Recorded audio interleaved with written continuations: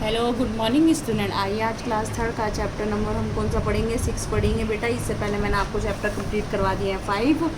और क्या कहते हैं, आज हम पढ़ेंगे चैप्टर नंबर 6। कहानी है ये, और किसकी कहानी है? बिजली की कहानी है।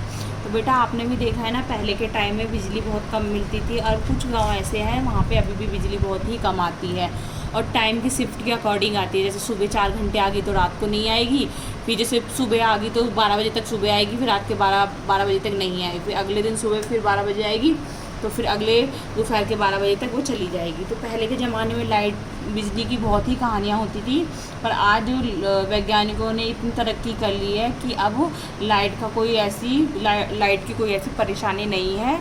ठीक है, तो उन्होंने बहुत खोजने के बाद लाइट का क्या अच्छे से प्रबंध कर लिया है। अब लोगों को लाइट जो बिजली होती है उसको आराम से वो क्या करते हैं, उसका प्रयोग करते हैं, जिससे उनको कोई भी दिक्कत नहीं होती है। तो आज हम बिजली की कहानी पढ़ेंगे, कैसे क्या हुआ, कैसे बिजली का उत्पादन हुआ, या कैसे हुआ। ठीक है, 19वीं शताब्दी के अंतिम समय तक लोग बिजली के बारे में नहीं जानते थे। प्रकाश के लिए तेल के लैंपों, दियों और मोमबत्तियों आदि का प्रयोग होता था।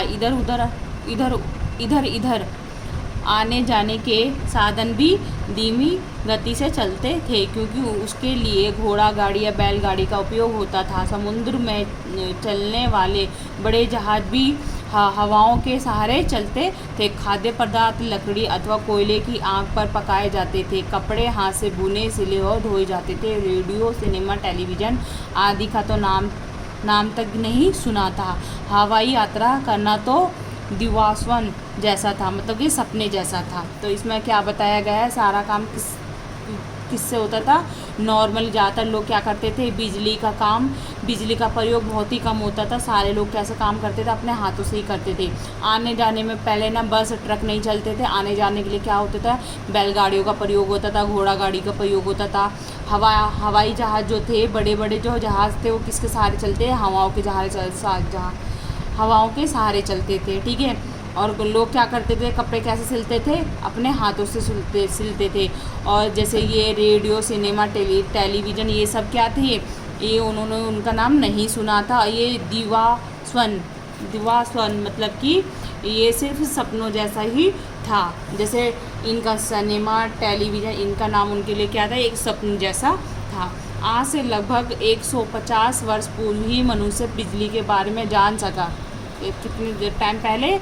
150 वर्ष पूर्व ही मनुष्य बिजली के बारे में जान सका। सबसे पहले सर विलियम ने चुंबकीय आधार पर गंधक, शीशा और मोम के द्वारा पता लगाया कि इन्हें रगड़े जाने पर चुंबकीय शक्ति उत्पन्न होती है। इस रहस्यमय शक्ति को उसने इलेक्ट्रिसिटी का नाम दिया। इसी ने बाद में बिजली का रूप धारण किया। प्रारंभ में अनेक वैज्ञानिक शक्ति के नए स्रोतों का विकास करने का प्रयास करते रहे थे। उन्होंने देखा कि जैसे पाइप द्वारा पानी को एक स्थान से दूसरे स्थान पर भेजा जाता है, उसी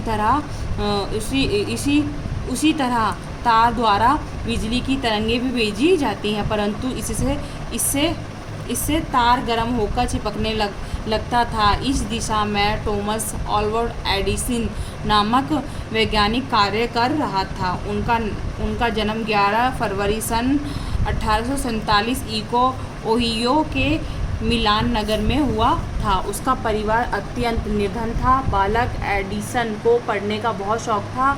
घर की कोठरी में ही उसकी एक छोटी सी प्रयोगशाला थी। इसमें एक क्या थे, वैज्ञानिक थे, वो बहुत ही निर्धन थे, मतलब कि गरीब थे। क्या नाम था? एडिसन। क्या नाम था बच्चों उनका? एडिसन। ठीक है, तो उनकी जो कोठरी थी वहीं पे एक उनका क्या था, एक छोटा सा क्या था, प्रयोगशाला की जगह थी, जहाँ पे वो क्या करते, प्रयोगशाला मतलब तरह तरह के क्या करते थे, काम करते थे।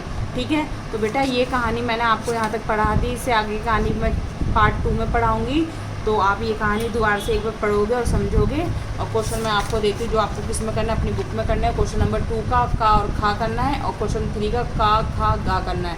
ठीक है बच्चों, तो ये क्वेश्चन मैंने आपको दिए हैं, ये आपको अपनी बुक में ही करने हैं। कैसे करने हैं? साफ़ सुथरे आपको अपनी बुक में ही करने हैं। ठीक है बच्चों, तो आज की क्लास बस इतनी ही। आगे की क्लास में हम चैप्टर नंबर 6 का पार्ट नंबर 2 ही पढ़ेंगे।